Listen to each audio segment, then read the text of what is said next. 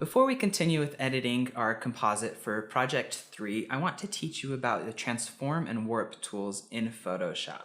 So to explain this better, I've attached to this lesson a downloadable file called Transform Tommy. So I want you to go ahead and open that up in Photoshop right now. You'll see that there's two layers in this file. There's Tommy and then a background. So with Tommy, we want to talk about how we can use different transform and warp tools, right? So if you go here to edit,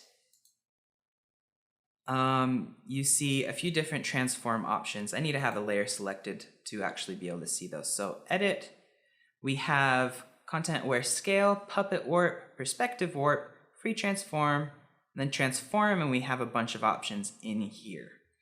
So first, let's talk about how we can rotate and flip our layer. Be careful with these because there is a very similar option in image and then image rotation. You can flip, but this will flip your entire canvas and not just your layer. So if I flipped a 180 here, it would flip my whole canvas 180 degrees. I don't want to do that. So the image transforms will affect your whole document. Under Edit Transform, it'll affect whatever layer you had selected. So if I have Edit Transform and then go to Rotate 180 degrees, it'll just rotate the Tommy layer right here. So we can rotate Tommy. We can also flip horizontally and flip vertically. So that just takes your axis right here. It'll flip him along the horizontal axis. And then we have some other options up here. So let's undo what we did just now and reset Tommy to his default state.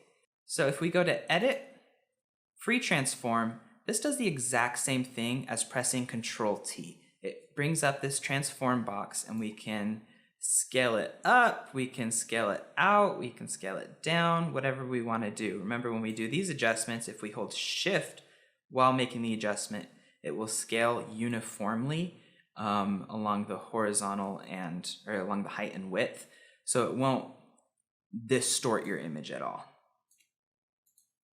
And then if you click Ctrl-T, and if you hold down Alt while you transform, it'll transform from the center of your image.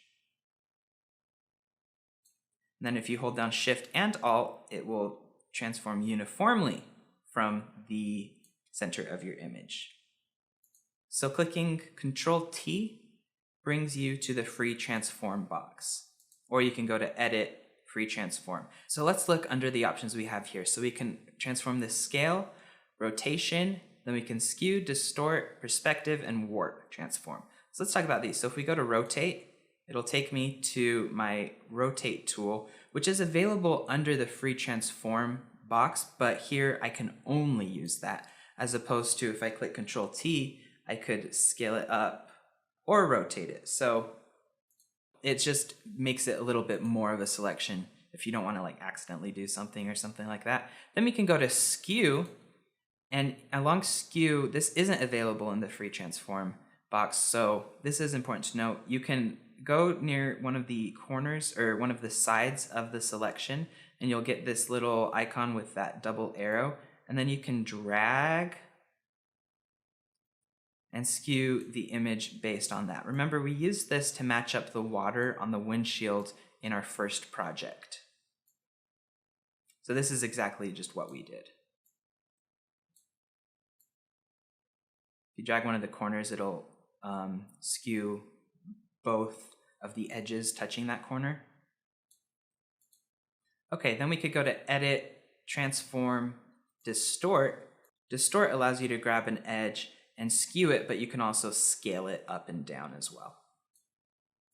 Next, we can go to Edit, Transform, and Perspective. Perspective allows you to just basically make it change the perspective of your image. So if you drag a corner, it'll drag both corners out, both corresponding corners outward, to make it look like it's changing perspective of your layer.